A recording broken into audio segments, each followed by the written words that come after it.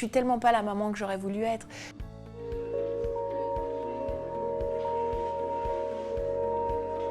Bonjour, c'est Ariane Brodier et je suis sur Rewell. Est-ce que tu peux nous raconter ton parcours? J'ai commencé la télé un petit peu par hasard. J'ai fait des études de lettres. À 21 ans, j'étais recrutée par M6. Et à 30 ans, j'ai décidé d'arrêter la télé parce que je me retrouvais pas. Je me sentais déguisée, habillée trop sexy. Je voulais être moi-même. Du coup, j'ai tout arrêté pour faire du théâtre, pour faire mon one-woman show. J'étais à 600 € par mois parce que j'étais intermittente du spectacle. C'était mes parents qui me faisaient mes paniers pour pouvoir manger la semaine. Ils m'ont dit, bon bah tu veux monter sur scène et vas-y, lance-toi. Et comment est-ce que tu as vécu ta célébrité? C'est marrant parce que je me suis jamais posé cette vrai question. Moi, je suis fille d'agricultrice et d'ouvrier. Le monde strass et paillettes est loin de ma normalité. Je suis pas assez connue pour que ça transforme une vie, je pense. Donc on sait qu'on m'a déjà vue, mais on sait pas où et on n'est pas sûr. Le seul petit problème que j'ai eu avec la célébrité, c'est avec mon conjoint qui lui aussi est célèbre dans son milieu. On a eu des gros problèmes liés aux réseaux sociaux. C'est quand même l'endroit où les gens donnent leur avis alors qu'on ne leur demande pas et où on a été victime d'insultes racistes, de menaces de mort parce que j'étais avec un noir. En France, les propos racistes ne sont pas punis. On a le droit de dire « je suis raciste ». Je n'aime pas les noirs, en revanche, vous ne pouvez pas profaner une tombe parce que ce sont des gens d'une ethnie que vous n'aimez pas. Donc c'est assez particulier la loi face à ça. Tu reviens donc avec un nouveau spectacle qui s'appelle Bonne. Cet adjectif, il a perdu un peu ses lettres de noblesse. On peut dire d'un homme « ah, c'est un homme bon », mais on ne peut pas dire d'une femme qu'elle est bonne. Ça n'a pas la même signification. Alors qu'à la base, bonne, c'est un adjectif positif. Dans la vie actuelle, on nous demande d'être une bonne maman, d'être une bonne personne, d'avoir la bonne répartie, d'avoir la bonne couleur, d'avoir une bonne carrière, d'être de bonne humeur. Et je trouve que c'est très dur. Et à la base, dire d'une femme qu'elle est bonne, je trouve ça tellement horrible. Ça veut dire que, encore une fois, le jugement de valeur d'une femme passe par son physique. Et voilà, donc mon spectacle est sur toute cette pression qu'on se met. Être bonne dans tout, partout, tout le temps. Mais est-ce qu'on peut pas être juste soi? La bonne version de soi-même, voilà, la bonne version de soi-même. Ouais. La meilleure version de soi-même. Oh là là, quelle pression. Alors je crois que l'adolescence n'a pas été une période très simple, tu as connu l'anorexie. J'ai été formée très jeune, trop jeune, à 12-13 ans. J'étais plutôt une fille longue et filiforme et je me suis retrouvée avec des fesses, de la poitrine et je le vivais très mal et j'avais un esprit d'enfant dans un corps de femme. C'était vraiment une envie de disparaître, une envie de retour à l'enfance. Moi, j'étais juste pas prête du tout à être une femme. Ça a été une lutte permanente toute ma vie. Le regard des hommes sur moi me terrorisait et du coup j'ai arrêté de manger. J'ai fait de l'anorexie sévère, j'ai été hospitalisée. C'était compliqué pour mes parents de voir leur fille se laisser mourir. Je mangeais pas, je courais 2-3 heures par jour. Avant la majorité, on peut obliger ses enfants à se faire hospitaliser. Donc la première fois, ça s'est fait alors que j'étais encore mineure. Et à la majorité, ma mère m'a supplié d'être hospitalisée. Ça a été un électrochoc. Maintenant, mon rapport à l'image, je sais pas si il est complètement OK aujourd'hui, mais je pense que toutes les femmes souffrent de dysmorphie.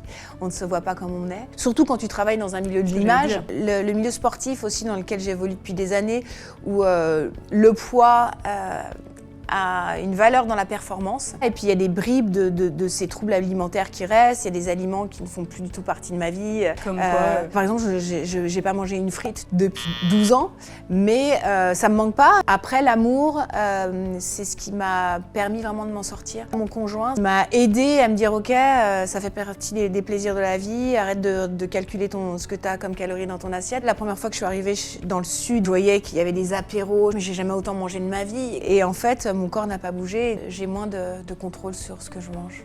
Est-ce que tu as un message aujourd'hui pour celles qui nous regardent, qui sont peut-être concernées, ou une amie, une fille qui est touchée par l'anorexie? On parle de body positive, il y aurait moins de problèmes d'anorexie, ce qui est totalement faux. Pour ma part, c'était vraiment une envie de disparaître, une envie de retour à l'enfance. Moi, j'étais juste pas prête du tout à être une femme. Ça a été une lutte permanente toute ma vie. C'est un combat qui est perdu d'avance, hein. Donc faut juste apprendre à accepter. La seule chose à faire, c'est de se poser cette question, est-ce que je n'ai pas cette chance de pouvoir vivre?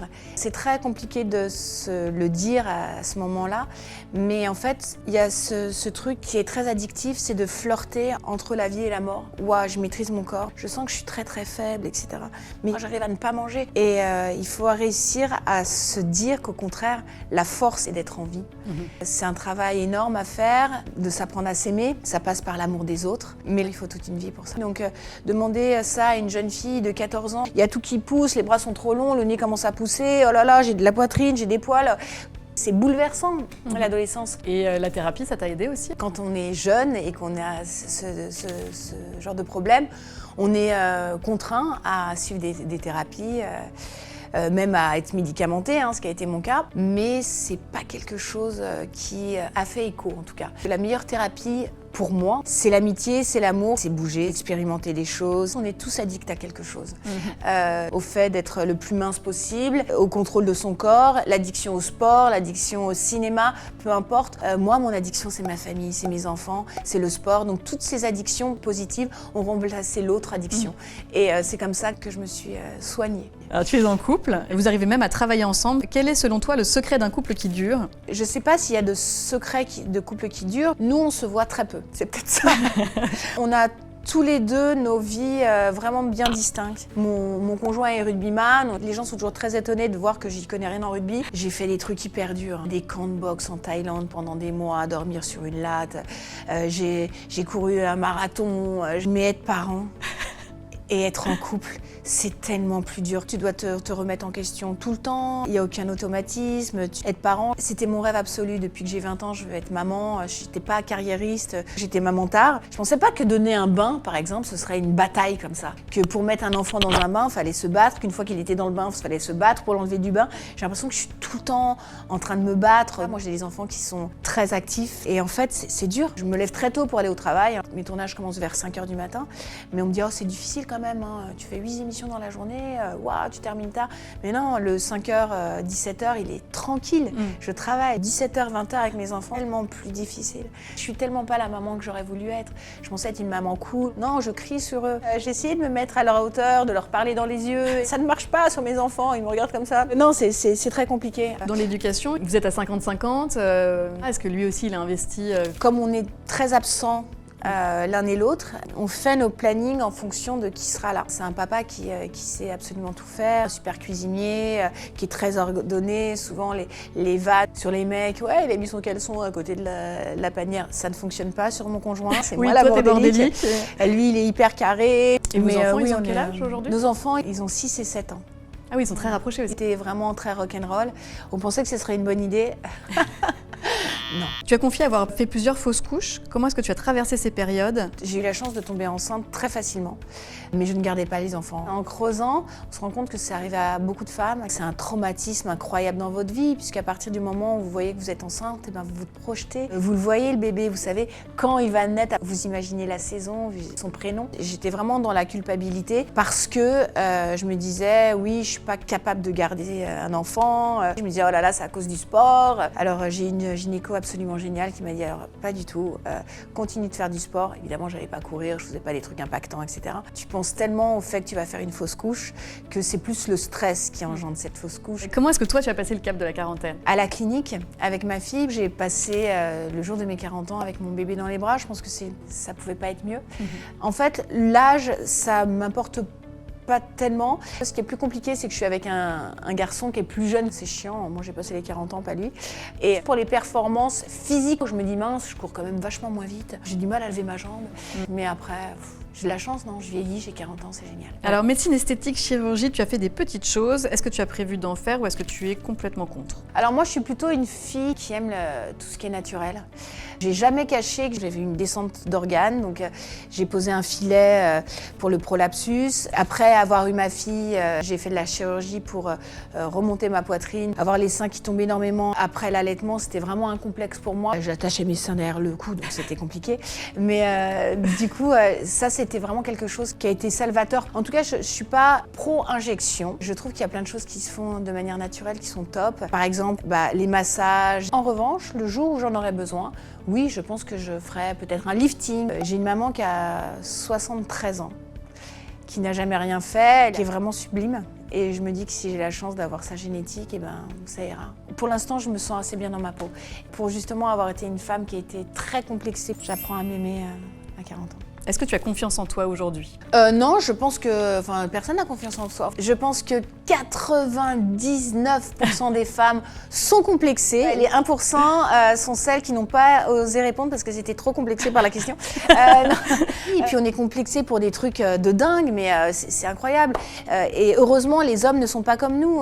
T'entendras jamais un mec dire « Ah non, je déteste mes pieds ». Une femme, ça peut lui arriver « Ah non, je déteste mes lobes d'oreilles, je déteste mes coudes ». Moi, j'ai été complexée toute ma vie par ma bouche parce que à 13 ans, on m'appelait bouche et je le vivais hyper mal. J'étais complexée parce que mes autres copines mannequins me disaient juste pris pour ta bouche, t'as rien d'autre. À 45 ans, on n'aurait pas dû refaire tes lèvres. Non, c'est naturel, c'est mes lèvres, tu vois. Je pense que les compliments qui ont de la valeur pour toi sont les compliments des gens qui t'aiment. Je me regarde beaucoup moins depuis que je suis maman. Je passe trop de temps à les regarder eux, ils sont tellement beaux. Quel est ton lien au bien-être? Niveau sport, tu fais quoi aujourd'hui? J'aime en fait les challenges sportifs. Là, j'ai fait un raid au Maroc, dans le désert de Sahara où il y a de la course, du vélo, du kayak. J'ai fait de l'Aerox. J'ai eu la chance de courir le marathon des JO. Et puis je suis professeure de yoga, je fais du tissu acrobatique. On est plus performant sur de la longue distance en vieillissant, donc ça c'est super pour moi puisque c'est ce que j'aime, mais ça fait un peu vieillir le visage, donc faut faire attention, faut continuer à faire de la musculation, donc souvent pour les 40 ans on demande un beau sac, un bijou, quelque chose qui reste. Moi j'ai demandé un elliptique. Et alors quels sont tes tips santé et beauté? Je suis quelqu'un qui boit beaucoup de gingembre frais, curcuma, citron, vinaigre. La curcumine c'est un anti-inflammatoire combiné à la glycine